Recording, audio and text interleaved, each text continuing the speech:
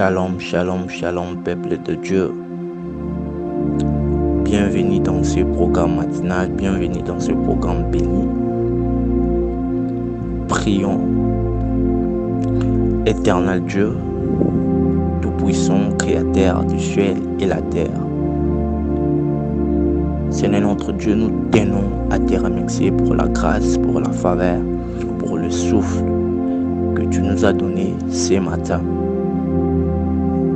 Que l'honneur, la grâce, la magnificence te reviennent.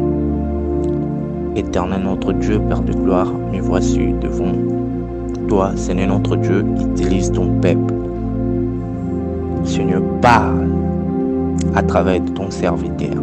Car la Bible dit que c'est poussé par le Saint-Esprit que les hommes ont parlé de la part de Dieu.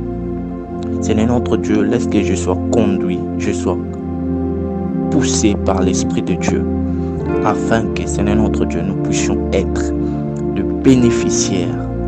Nous qui vont écouter la parole, nous puissions être des bénéficiaires de ces messages. Au nom puissant de Jésus. Amen.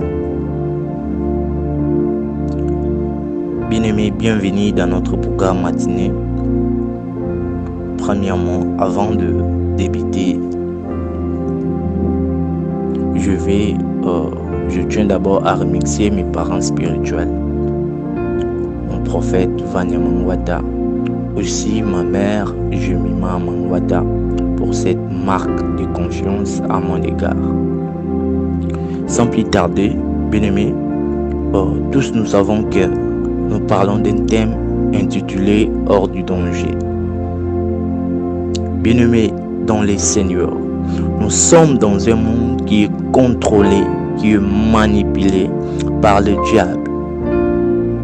Car la Bible déclare dans le livre d'Apocalypse 12:12, « Malheur à la terre, car le diable est descendu vers vous, animé d'une grande colère. » Pendant que, bien-aimés, pendant que nous ignorons, pendant que nous sommes dans des distractions inutiles, nous ignorons que le diable est dans ces mondes. Peuple de Dieu, n'ignorez pas que tant que nous vivons sur la terre, disons, il y aura toujours de combats, il y aura toujours des conflits, il y aura toujours de différends. Or, toutes ces choses sont de danger, de combats, de difficultés, de différends, de conflits. Reviens à Dieu, ce sont des dangers. D'où ça peut nous influencer d'une manière à une autre. Ou ça peut toucher nos vies de manière négative. Mais nous qui sommes enfants de Dieu, avons cette grâce d'être épargnés. Aussi longtemps nous demandons l'intervention divine dans cette affaire. Bien-aimés, j'aimerais nous dire ce matin, lorsque tu fais face à un danger, lorsque tu as constaté des troubles dans ta vie, des combats dans ta vie, bien-aimé, la seule solution est d'appeler l'intervention divine, l'intervention de Dieu. Bien-aimé, ce matin, nous allons parler d'un petit message. Nous allons mettre l'accent sur l'histoire de Mardochée et Naaman. Bien-aimés dans les Seigneurs, la Bible déclare qu'Aman avait détesté Mardochée. Aman, suite que Mardochée a nolingate ko gumba melaye, aina qui motema na ye et comment qui donc a comment il n'a pas rancœur devant Mardochée. Kaka Mardochée mais aussi le peuple juif, parce que Mardochée est juif. Donc wazo boya ko gumba mela Aman a comment qui kanda na ye, a comment qui na kanda aussi à peuple juif. Alors il a commencé à penser comment faire périr Mardochée et le peuple juif. Na kanda wana, donc Aman a comment il na kanda, a comment Lucas comment a kosala pour akwesa Mardochée, pour anéantir Mardochée, pour neutraliser Mardochée. Il a détesté Mardochée. Bien-aimé, il y a d'autres gens que nous appelons parfois amis, parfois père, parfois maman, parfois sœur, ne supportent pas avoir le merveille de Dieu, la bénédiction, de bonnes choses à nous. Bien-aimé, parfois batum susu otomona ka ba ami intime na biso. Parfois batum susu otomona ka non, ça c'est une sœur pour moi. Non, yé akoma papa na ngai. Mais Isaka le même personne obtam so ba sepe la kate comme on a bénédiction topé. Eloko moko ya malamu eyela biso. Alors bato wana baluka babungisa biso. Alors bato wana baluka bakombotre biso.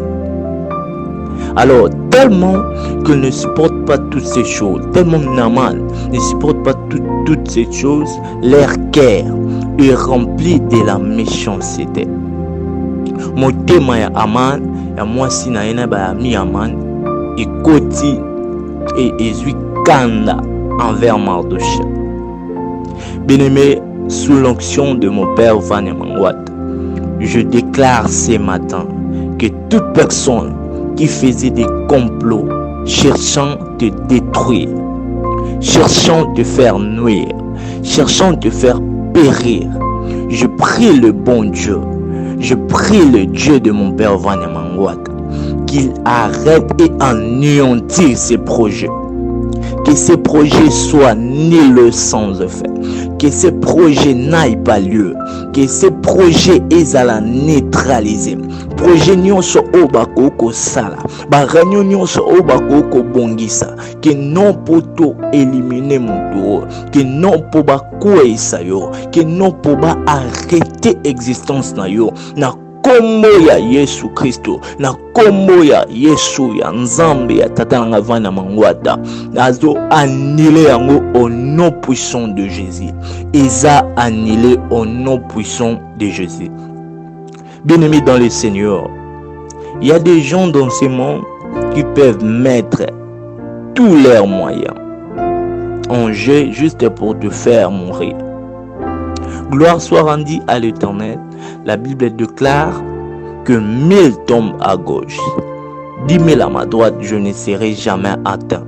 Bien-aimé, nalingi na yebisa papa moko na tongo lelo, nalingi na yebisa maman moko na tongo lelo, peu importe ba plan na bango, peu importe ba moyen bazo tia en jeu, pour ba boma vie na yo, pour ba boma santé na yo, pour ba neutraliser yo, pour ba anéantir yo.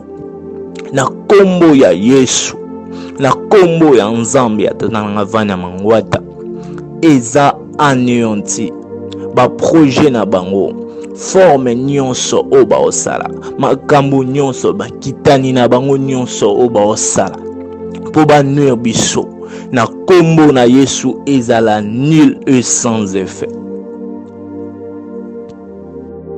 Bien-aimé, Aman mwasi na ye na ba mi Aman bando sala ba réunion bazoluka comment ba détruire Mardochée et le peuple juif. Gloire soit rendue à Dieu, Nzambe na souveraineté na ye.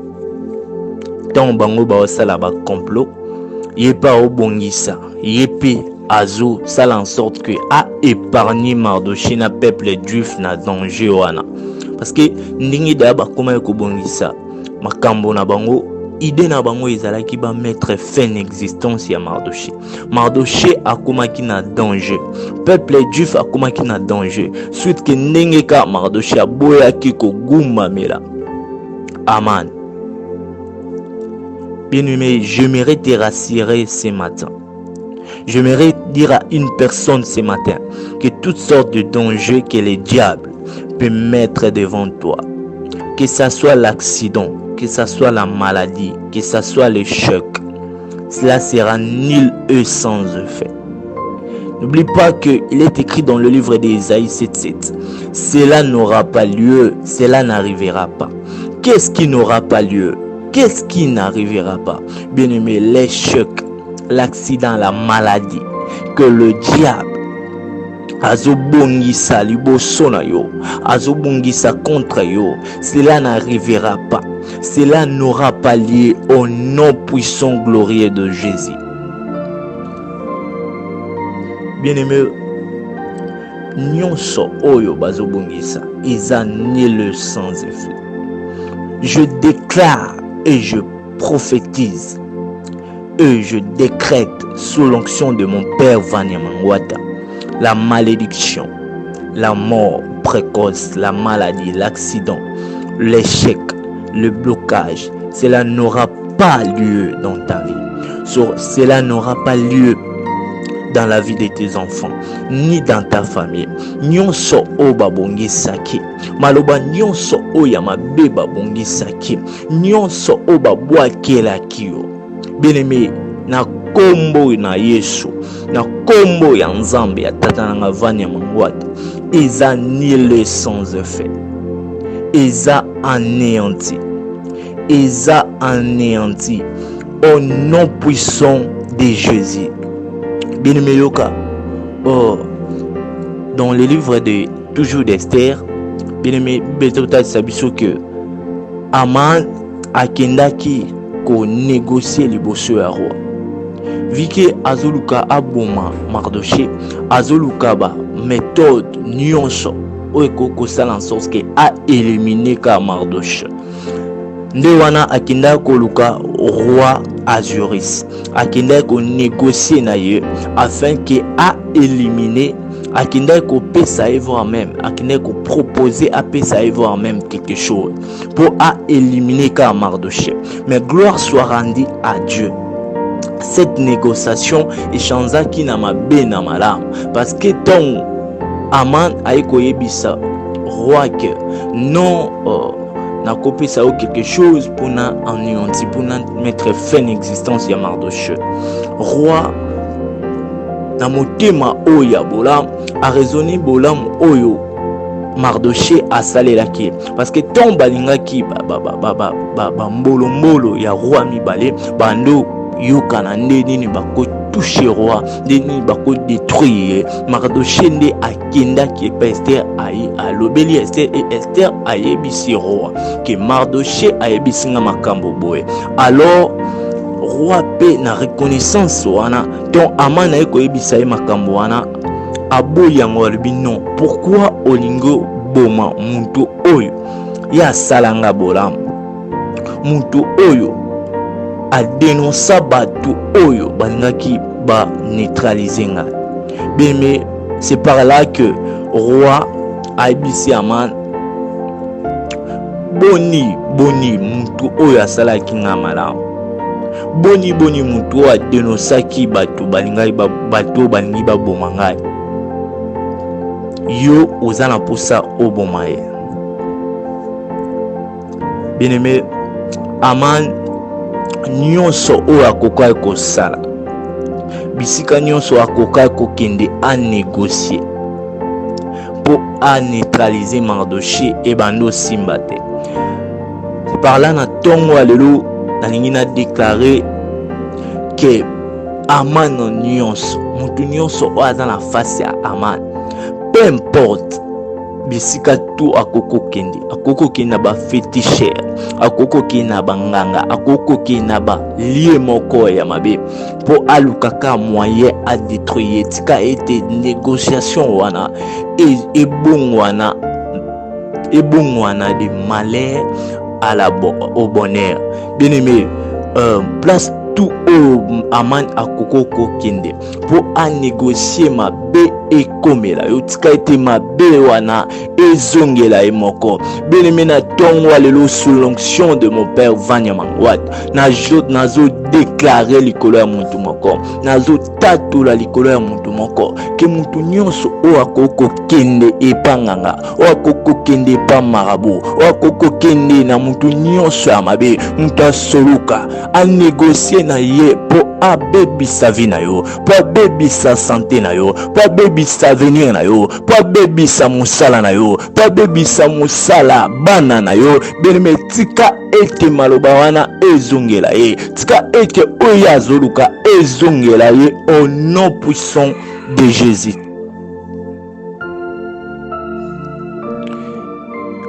Bien aimé, c'est par ici nous mettons terme à notre message. Bien-aimé, Nakoko Silisabo était sans pourtant remercier encore une fois de plus mes parents spirituels, prophète Vania Mangwata na Mama Jemima Mangwata. Merci vraiment pour la confiance, merci pour l'espace Oyo Pesingai. Merci Nathan Ote Kolekisa. Et à l'ensemble, tous assure que Yesu akoyoka losambo na biso certainement. Des cas intitulés à groupe Eza Yesu yoka losambo. Tous assure et certain que des cas tozo déclaré boy, des cas tozo loba, des cas tozo tatola. Yesu pazo yoka losambo na biso. Ce qui a été batu ba témoigner mon ensemble. Ce qui a été batu ba témoigner à travers un message que vie moko e kangola mais que muntu moko aza épargné, que muntu moko aza excepté contre ba danger. Bien-aimés, lorsque nous faisons ces déclarations, faisons ça avec foi. Kabezoloba te fait selon ta foi.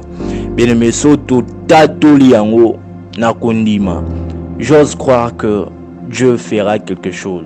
J'ose croire que Nzambe atatalanga vanya mangwata akosala likambo moko na tongo alelo. Bien-aimé, bisoba o toza connecté to bondele pa Nzambe. Nzambe a épargné biso. Biso pe ba o tokoyoka voice o na sima. Bien-aimé, tango koyoka ngo kobosana te ko bondele pa Nzambe. Nzambe a épargné biso. Même dans Django, ils ont un niveau négatif. Mais surtout tel qu'en Zambie, tu belika intervention divine, bien aimé, de cause à la hors des dangers.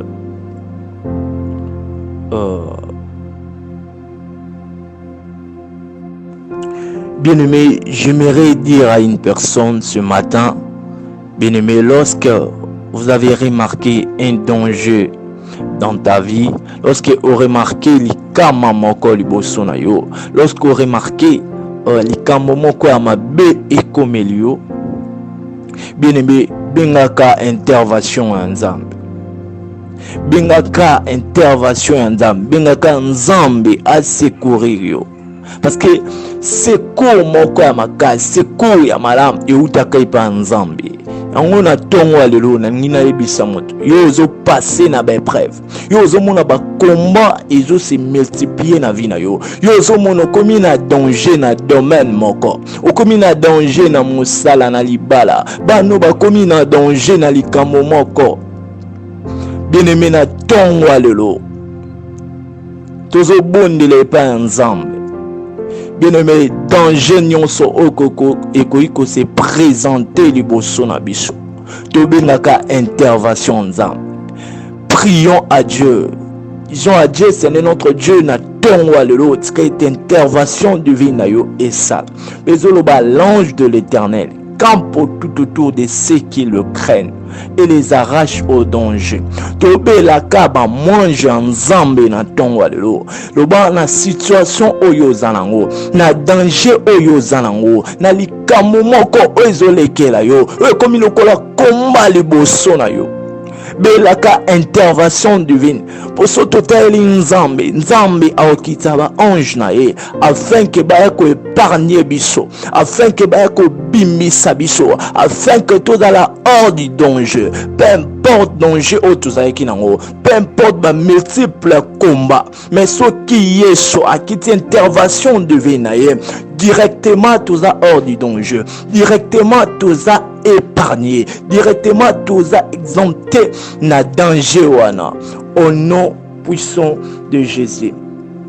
Bien aimé, na quelques minutes on a tikali nango to sala quelques déclarations to bondela epa ensemble que toute personne qui négocie avec quelqu'un en payant une somme afin de pouvoir chercher comment m'anéantir, comment me neutraliser, comment me nuire, qu'il puisse pour qu'il puisse mourir lui-même. Bien-aimé, muntu nyonso oyo akeko négocier na nganga moko, oyo akeko négocier na marabout moko, apesi ye somme moko, po baluka comment ba mettre fin à existence dans ngai, po baluka comment ba anéantir ngai, po baluka comment ba bebisa vie na yo, po baluka comment ba neutraliser yo, ba bebisa libala na yo, ba bebisa musala, ba bebisa maela bana na yo, ba bebisa makambo na yo, ba bebisa avenir destiné na yo. Bien-aimé, na kombo na Yesu tozobondela epa nzambe ke ba plan na bango ezala nul sans effet, ke ba projet na bango ke nyonso bakoko sala ezala nul sans effet, ezala anéanti, ezala neutralisé na kombo na Yesu. Mon Dieu, ezala neutralisé, ezala anéanti, ezala neutralisé, je dis bien, ezala anéanti na kombo na Yesu. Alléluia. Bien-aimés, nous allons aussi prier à l'Éternel. Nous allons aussi prier à Dieu. Bien-aimés, la Bible dit, la femme d'Aman et les amis d'Aman se complotent au fond des réunions pour éliminer Mardochée. Alors nous allons déclarer à Dieu que tout sorcier, que ça soit un homme fort, que ça soit une femme forte, que ça soit un homme méchant, voulant nous éliminer, qu'il puisse être anéanti au nom puissant de Jésus. Bien-aimé, moi c'est nyonso, nganga nyonso, mobali nyonso, o azuluka a éliminer biso, ba o ba sala ba complot ba yokani, po ba luka nenge nini ba kwesa biso, ba déstabiliser biso. Bien-aimé, na kombo na Yesu, sous l'onction de mon père Vanya Mangwata, na tongo alelo, bien-aimé, tozo annulé yango, tozo bebisa yango, tozo neutraliser bien-aimé, ba complot nyonso oyo mwasi ya amana koko sala na baninga na ye.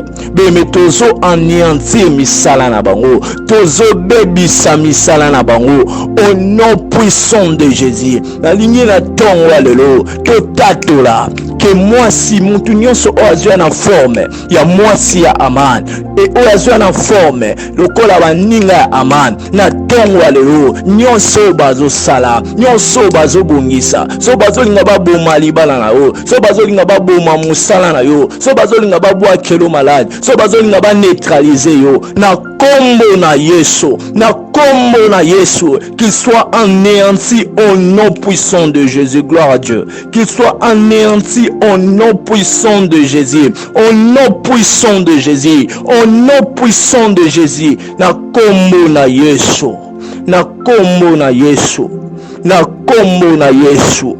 Alléluia Yesu. Bilmeuka, bezolo bando le livre d'Ésaïe 41. Bezolo bando le livre ya Ésaïe 41. Ils seront confondus. Ils seront couverts de honte. Tous ceux qui sont irrités contre toi. Bien-aimé, par là tozo bonde la boye, tozo bonde le pan nzambe. Na tongo alelo, mutu nyonso, oazoluka malheur na yo, oazoluka komba moko na vie na yo, oazoluka adetruire yo, oazoluka pasi na yo, oazoluka minyoko na yo, oazoluka ke makambo esimba te, oazoluka ke makambo ekende bien te, oazoluka échec likolo ya vie na yo. Bien-aimé, na kombo na Yesu, au nom puissant de Jésus, au nom puissant de Dieu, bien-aimé, azala anéanti, azala nul sans effet, azala neutralisé, car Bible zolo banangai, ils seront confondus. Banani bazala confondus, banani bazala couvert de honte, ba obazolinga bamona malheur na yo, ba obazolinga bamona pasi na yo, ba obazolinga bamona minyoko na yo, ba obazolinga bamona échec na yo. Na kombo na Yesu, na kombo na Yesu, que le Dieu de mon père Vanya Mangwata à neutraliser bango, à rendre makambo na bango inopérationnel au nom puissant de Jésus, à rendre sans force maloba na bango. Ekoka ko influencer ba vie na bisote, ekoka ko neutraliser bisote, et simba bisote maloba nyonso bakoko prononcer, nyonso bakoko sala comme incantation, ba mouvement nyonso wa réunion nyonso o bakoko sala, ba complot nyonso ezala nul sans effet, ezala anéanti, ezala neutralisé au nom puissant glorieux de Jésus. Alléluia. Toza vraiment na besoin de secours en Nzambe, na éviter oza na besoin de secours en Nzambe na domaine nini, oza na besoin de secours en Nzambe na esika nini. Bible lobi na biso ete Mardoché azaki déjà ciblé, ayeba na kokufa. Na éviter oza ciblé na domaine nini, na éviter o se retrouver na domaine nini, na éviter place nini oyo yo aussi otekami, yo kanga malamu. Mardoché ayebaki te, mais Aman azotambusa déjà ba lettre ya kotambusa mpona koboma Mardoché mpe koboma peuple juif mobimba. Voilà pourquoi nayebisa o ntango ozolala ozolamuka, ntango ozolia olobi ke vie eza malamu, olobi ete kimia ezali quelque part, eza na batu oyo bazos'organiser, eza na baforce oyo ezosangana mpo edétruire yo. Yango mwana Nzambe Bible elobi ete prier sans cesse, nalingi tosambela Nzambe mpo ete monguna Satana alonga biso te. Gloire au Seigneur Jésus-Christ. Ekamaraboshika ya baba, indarabosheke, yemaraboshanda ya baba, ikandarabosheke. Ozosambela Nzambe siko ozali, ozobondela epa na Nzambe amane nyonso oyo ake na négociation mpona koboma yo, oyo ake na négociation mpona kolongolo na libala, oyo ake na négociation mpona kolongolo na musala, mpo bapesa mokanda te, mpo ozwa visa te, mpo ozwa ndako te, mpo ozala kimia te, mpo bitumba esila te. Amani nyonso azonégocie malheur na vi na yo. Na midi ya lelo Nzambe akweyisa ye na kati ya mitambo na ye, akweyisa ye na kati ya bamalheur na ye. Mabe nyonso ezokana mpo na yo ezonga likolo na ye. Nasambeli Nzambe na puissance ya kombo na Yesu, azala na famille, azala na relation, azala peu importe bisika okoko se retrouver, soki amani moko azali ye malabosha azonégocie mpona kokweyisa yo, azonégocie mpona kosambwisa yo, mpona koyiniso na batu, kosilisa valeur na yo, kohumilie yo, kokausa yo, kokanga vi na yo, koboma yo. Négociation nyonso ya mani na midi ya lelo eza de nul sans effet na kombo na Yesu. Négociation nyonso ya kufa eza de nul et sans effet na puissance ya kombo na Yesu Masia. Indarabosha bakolonga yo te, amana kokweyisa yo te, quelque soit négociation na ye ekosala eloko te, ekoboma yo te, au nom puissant de Jésus. Imarabosha tika Nzambe akweyisa amani nyonso oyo atelemi liboso na yo. Mitambo na ye ekanga ye moko, makambo azokana mpo na yo ekanga ye moko, oyo azozela mpo na yo ekanga ye moko, na kombo na Yesu Masia. Ekandaraboshaka imaraboshe Nzamba lola a permettre amana longa yo te, a permettre négociation amana esimba na vie na yo te, na mbula oyo, na ne oyo, na makambo kosala Nzamba permettre te. Négociation bandoki, ba sorcier, bata mitema mabe, ba jaloux, bata ba mauvaise foi, ba violent, les hommes du sang, ikandaraboshe, les méchants, ba longa yo te, na puissance ya kombo na Yesu Masia. Mwa mukesi ma Bible lobi na biso Mardoché awazalaki noko ya Esther, azalaki parmi batu oyo basalaki roi bolamu, mais azalaki récompensé te. Bible lobi ete mokolo moko Amana telemi, motema na ye eyinaki Mardoché, motema na ye sepelaki na Mardoché te. Pourquoi? Parce que Mardoché abouaki kofukama liboso Aman.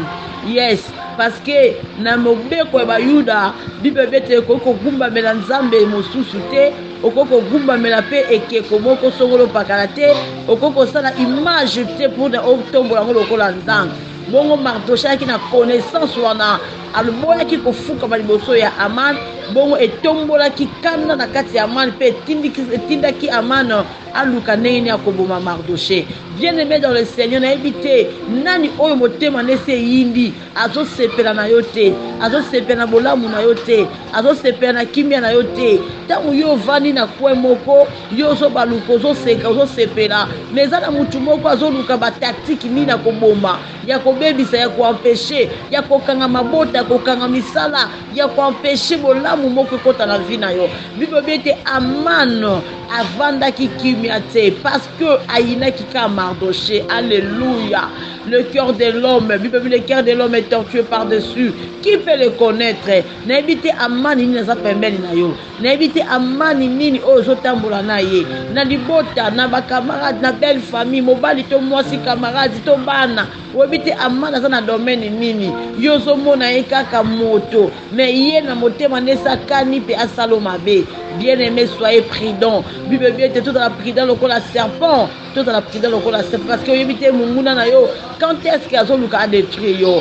Bon, Aman a quelqu'un qui solliciter roi pour que ma boma Mardoché. A quelqu'un qui négocier pour que ma boma Mardoché. Bible dit roi a payé aval. Si na niveau Aman a proposé même mbongo pour être Mardoché aïba la kokufa yo kangai. Eza na batu mususu azui vie na ya tiango en danger. Azui ba relation na ya tiango en danger plutôt. A tiango en danger. Azui ba renommé na ye. Azui nyoso oya motu ya tiango kapo détruire yo. Kapo saloma be. Abina rola kisaye. Kenga inde. Ba domaine mususu bien aimé oyebite. Azui bakambu azui penza atie nyoso anje pour que kaka saloma be bibi ke Aman azwaki mbongo na ya proposer pour que baboma ba juif baboma kaka nani Mardoché te ba juif yango tozo sambe na 12h alelo tozo sambe le pa na nzambe mutu nyoso tozo négocier liwa na yo mutu nyoso tozo négocier malheur na yo mutu nyoso tozo négocier chèque na yo mutu nyoso tozo négocier poison. Alléluia. Tozo mona ba poison ndenge zo tambola tozo mona ba kidnapping ndenge zo salema oyebite na monde a ténèbres bazo négocier basala nini bazo yokana basala yo nini basala libota na yo nini yango na 12h alelo to ressemble pas na nzambe. Mardoché azali na kati ya danger. Sa vie était déjà plongée dans le danger. Pourquoi? Bible dit Aman azwaki aval ya koboma Mardoché. Azwaki déjà ordre ya koboma Mardoché. Pe azwi ba lettre pandi yango partout parce que batos bandimaki ke Mardoché na peuple na ba kufa. Donc ils étaient déjà morts. Ils étaient déjà vendus. Baki la kati ya danger. Mais la Bible était sur motema nanga. Nzambe a permetaki te ke Aman alonga Mardoché. Écoutez-moi, tant Mardoché na mwasi na ba camarade na pardon Aman na mwasi na ye ba camarade na ye bavandi bazoyoka na ndeni bakoboma Mardoché batia nzete po bapendre Mardoché. Bible bi nanga na kuwe mususu nzamba solliciter pe bolamu na ye asangisi ba souvenir nyonso asangisi bolamu nyonso yango na lobaka ke bolamu efutaka asangisi bolamu nyonso Mardoché asala lo lezanga kimia nzamba bite suko fona récompenser yo kana ebisa yo oyebi bolamu mususu osalaka kozela ngo lelo te nzamba azoboma pa bike danger mo eza liboso tango bitumbane ko yabwaka mwana yo sala malamu esani ekobima. Il fallait qu'il récompenser déjà Mardoché depuis, mais à récompenser qui était, c'était le calcul de Dieu, c'était le manœuvre de Dieu. Dieu savait qu'un jour Aman a côté le main. Donc Aman a côté le main. Donc la Mardoché roi récompenser qui était, et vous allez wana roi que Lucas récompenser par rapport à Finaï. Il y a autre ressemble les pas ensemble la 12h. La Bible binanga que Aman a que kokutana roi. Azui ordre va passer lettre ba pesa mali ba panza ngo na kata ba province nyonso et na kata lettre ba komaki ke Aman aza na droit ya koboma Mardoché pe na ba yuda nyonso na midi ya lelo lettre nyonso ba komi pona ko détruire yo ordonnance nyonso ba signer ya ndenga mabe na monde à ténèbres. Bible la kata livre Colossiens verset nango chapitre 5 Colossiens plutôt chapitre 2 verset 14. Il a effacé l'acte dont les ordonnances nous condamnaient et ce qui subsistait contre nous. Bible dit aman dans une lettre ba commis ba signature pour ba bomba ba tuif na sambeli na kombo na Yesu. Ordonnance nyonso, lettre nyonso religieux na monde à ténèbres, lettre nyonso ba prouver yango na monde à ténèbres. Oyo ba te ba caché pour être ba bomba yo, ba nimi yango ordonnance nyonso oyo ba commis il est ba tie délai à vie na yo, ba tie délai li pamboli na yo, ba limiter vie na yo, ba kangi bisana na yo, lettre nyonso oyo zolo ba mabepo na yo na midi ya lelo na ekombo na Yesu ezala effacer ordonnance nyonso oyo ba commis ya mabe po na vie na yo bota te, obala te, osomba te, o voyager te, ba sepelisa yo te, ba salo bolamu te, osilisa klasi te, ozwa mukanda te, ozala respecter te. Lettre nyonso oyo ba commis ba tie signature na monde kindoki, ba tie signature na monde occultisme na midi ya lelo que le sang de Jésus ebanda ko effacer condamnation nyonso, ebanda ko effacer condamnation nyonso, lettre nyonso zo condamner yo, lettre nyonso zo condamner libota na yo, ezo condamner foyer na yo, que le sang de Jésus ebanda ko effacer. Car Colossiens 2:14 alobi Jésus-Christ a effacé l'acte dont les ordonnances nous condamnaient. Condamnation ebanda ko subsister maloba na bango pe ba écrit na bango ezala effacer na kombo na Yesu Christ. Tokutani na 22h ensemble avec le berger Tichik Gédéon Torozalanaye. C'est un enfant, c'est un homme qui parle bien, il déclare aussi bien. Donc il y a des grâces, la grâce de Dieu. En tout cas, tu as les sous à 22h pour te bénéficier. Bola Mounanzambe, Nanzela ya berger Tichik. Tikanzamba Pambola, Bisonyoso. Ciao. Jésus e kandara bosha na eko sakola liboso na yo, na eko sakola likolo na yo ndeko mwasi mobali bisika nyonso zolanda pe ozoyoka voice oyo na eko sakola likolo na yo oza race ya Mardoché, yo oza race ya bajuife, oza na famille, oza na clan ya bayuda, oza na clan ya bayuda, okokweya te na mopanga ya Aman oyo aza Gagito, okokweya te yikandara bosha, okokweya te. Bible lobi na ngai te mwasi ya Aman ayebisi Aman soki bandi kokweya liboso ya Mardoché. Alléluia. Lokola za moyuda ayebaki okokweya kaka. Moïda de nani, juif de nani, c'est le peuple acquis par l'Éternel. C'est un peuple mis à part. C'est un peuple que l'Éternel a adopté. C'est le premier-né de l'Éternel. Le peuple juif. Peuple oyo Nzambe atie mupanzi apakoli mafuta adistinga na ina yebisa oki oza peuple mis à part na yebisa oki oza mutu oyo Nzambe atia mupanzi, Nzambe apakola mafuta, Nzambe akesani so na famille, akesani so na ba camarade, akesani so na batu baza tout autour na yo, muta kokweiswa azate, muta kolonga yo azate, muta kokunda yo azate, na lobi bakundo te basimba yo te, parce que ça na grâce ya ba Mardoché. Alléluia. Grâce à Mardoché ata ba chelinga nzete na kokufa te, grâce à Mardoché ata ba sangani bango nyonso tout autour ya mesa basola po babomanga bakobomanga ite, grâce à Mardoché ata bazwi ordre ya roi po babomanga na kokufa te, grâce à Mardoché ata ba lettre tamboli partout po babomanga na kokufa te. Na lingi na biso ko za Mardoché okokoya te na mopanga ya Gagito oya zali Amano akolonga yo te na kombo na Yesu. Na biki ndoki ya famille ko boma yo te, na biki coutume ko boma yo te,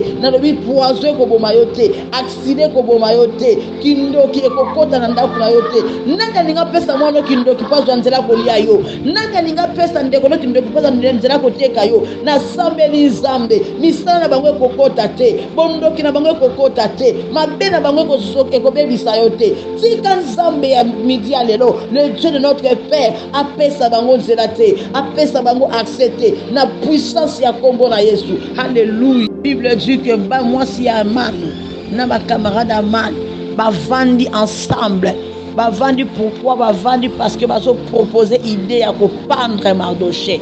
Soki na kwa moko eza na batu bavandi, eza na batu baso solola, bavandi tout autour ya table, bavandi tout autour ya nayebi te ya piscine baza na restaurant bazolia bazomela mais na kati ya masolo na bango bazosala bacalcule ya konuire yo bazosala bacalcule ya kosala mabe ya kokabolo na fiancé na yo ya kolongola ndako ya libala ya kolongola na musala ya kolongola kati ya bolamu mutu nyonso oyo basangani bato nyonso basangani peu importe esika bakoki kosangana na midi ya lelo nasambeli nzambe asurprendre bango oyo bazosolola oyo bazokanisa oyo bazobongisa ya mabe mpo na vi na yo nasambeli nzambe ekokisama te ezwa espace te ekokisama te. Psaume 140 verset 9 bible Seigneur kotika bango balonga te kotika bango baresir te nasambeli nzambe na midi ya lelo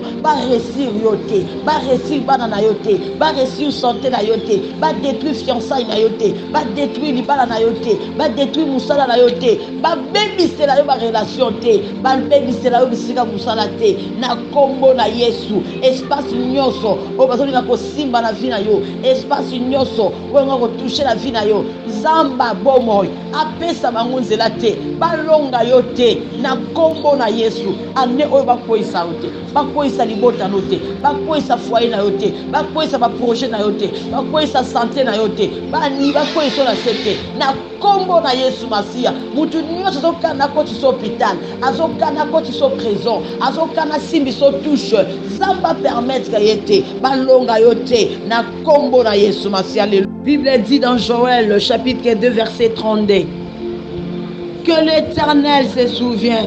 Alléluia. Écoutez, la Bible dit dans Joël 2 verset 32. Gloire à Jésus, gloire à Jésus. Quiconque invoquera le nom de l'Éternel, yes, alléluia.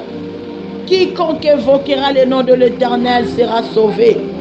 Je prie à ce midi. Zamba lola ayako kangola yo. Zamba bikisa yo. Zamba restaurer yo. Zamba bikisa libota na yo. Zamba bikisa âme na yo. Parce qu'il est écrit, tu m'invoqueras et je te délivrerai. Yekandara bosha.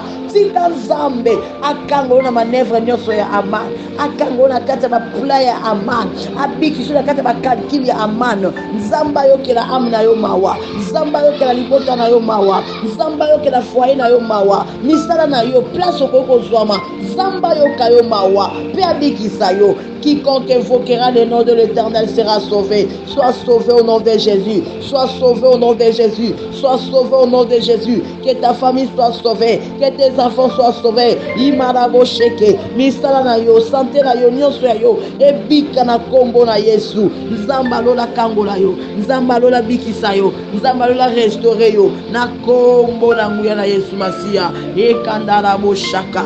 Imarabo she. Eka mama. Alléluia. Bopambolama, ezaki intercession de l'obi qui est parti à 12h, tout le temps mingi tenzate parce que ezabata moko de zoaka mukie ba basalaka ba pesa ba mota mukie à repos ba bata na classe peut-être ba sala mo ba déplacement donc to zoaka moi violence ça vraiment violence plutôt ya ko zoaka les fils qui étaient 30 à 35 minutes pour la déclarer pour la sambela bien aimé tikanza ba pambola yo mtolandi biso bisika sozali na yango tango ozoyoka ba message aboye ozoyoka ba prière aboye ya sambela esiko zali ba verset tozopesa zwa yango méditer na yango sambela na yango okomona loboko na Nzambe. Alléluia.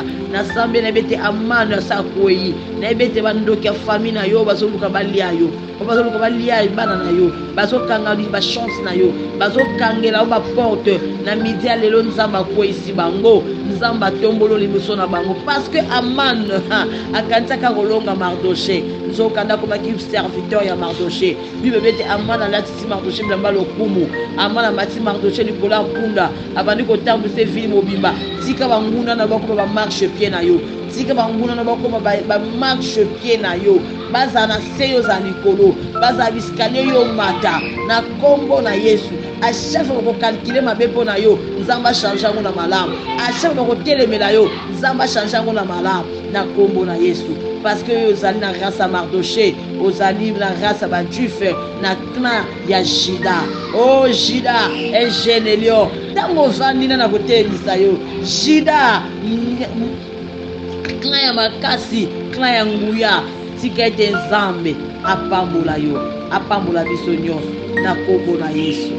De to bonde liboyi. Mardoché avandaki na kwa amana olukele liwa. Bibo biete na kwa mokope.